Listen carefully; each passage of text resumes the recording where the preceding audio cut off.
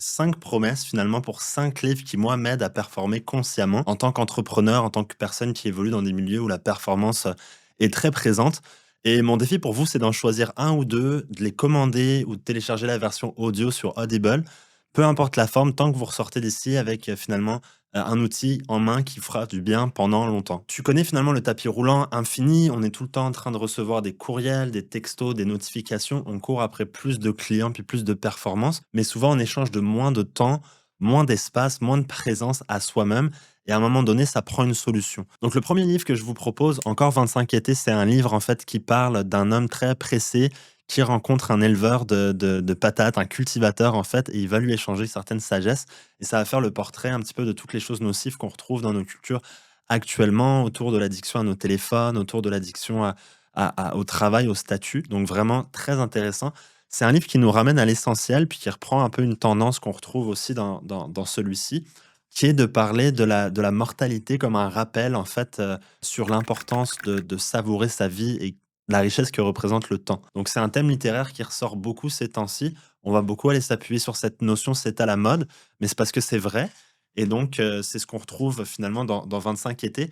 Donc vraiment léger, poétique, un peu comme une fable. Il y a quelque chose à aller retrouver là-dedans. D'ailleurs, moi, ça m'a inspiré à aller tous les lundis en nature, donc une journée par semaine que je dédie à sortir du cadre, où je vais aller travailler littéralement dans la nature. Vous pouvez regarder ma vidéo sur les lundis en nature qui explique un petit peu ce que je fais. Il y a une phrase qui me marque dans 25 étés, puis après on va passer au prochain livre, c'est quand il parle, en fait, Martin, le personnage, de l'usage de son téléphone, il disait: «Je sentais que ça me faisait pas de bien, mais je sentais que je n'y ferais rien».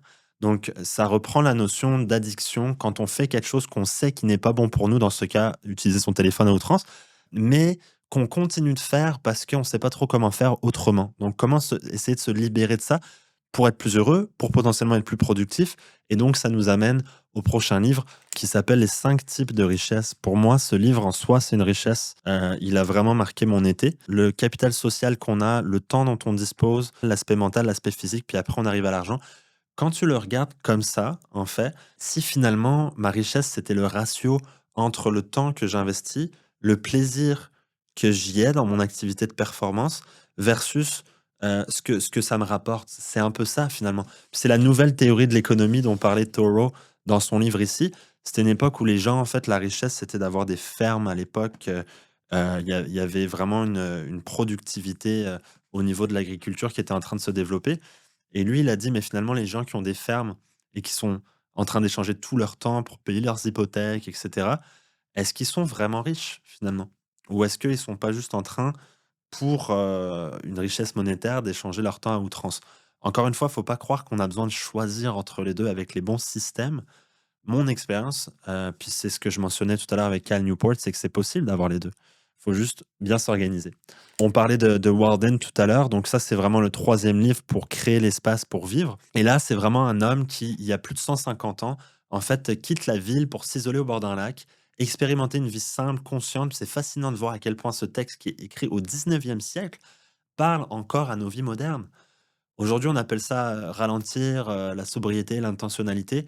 Lui, il appelait ça simplement vivre, voilà. Donc ça m'a rappelé que la productivité sans présence, c'est simplement du vide, bien emballé, et que le silence, le vrai, celui qu'on fuit souvent, c'est parfois le seul espace pour retrouver de la clarté.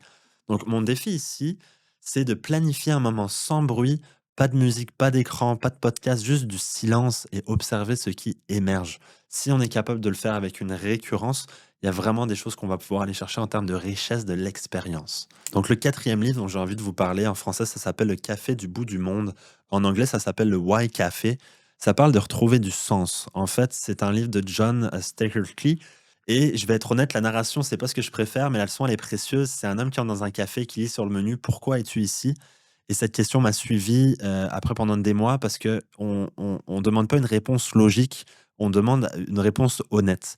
Donc c'est souvent plus difficile à formuler: «Pourquoi es-tu ici?» Qu'est-ce que tu fais dans ta course finalement? On oublie souvent le pourquoi.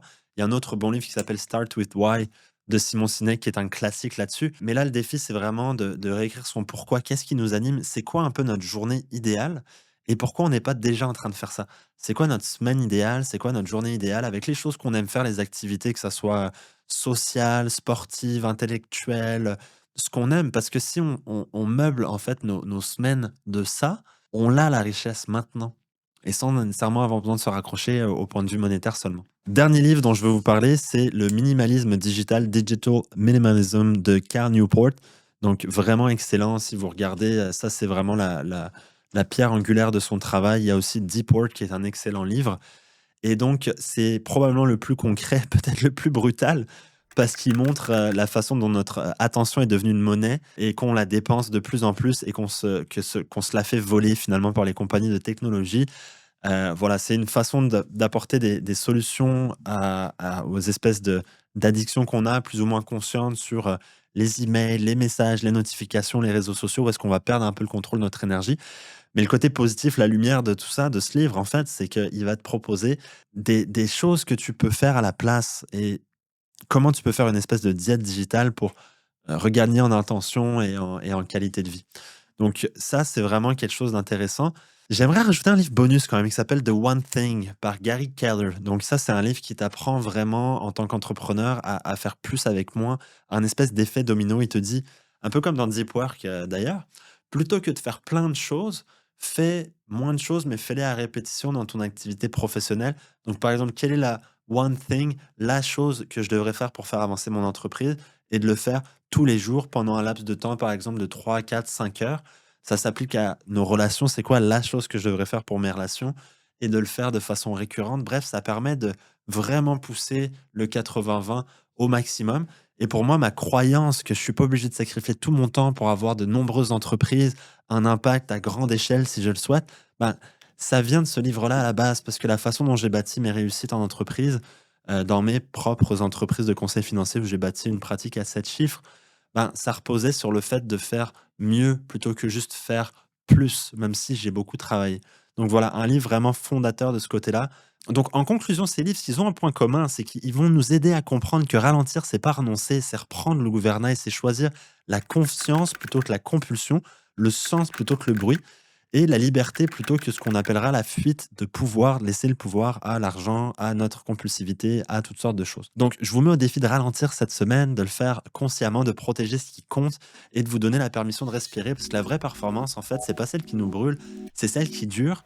Et si un de ces livres-là vous appelle, écoutez-le, lisez-le. Moi, je continue d'avancer et je sens que je suis sur le bon chemin. Donc, je vous souhaite à tous une bonne continuité et puis à bientôt pour d'autres vidéos.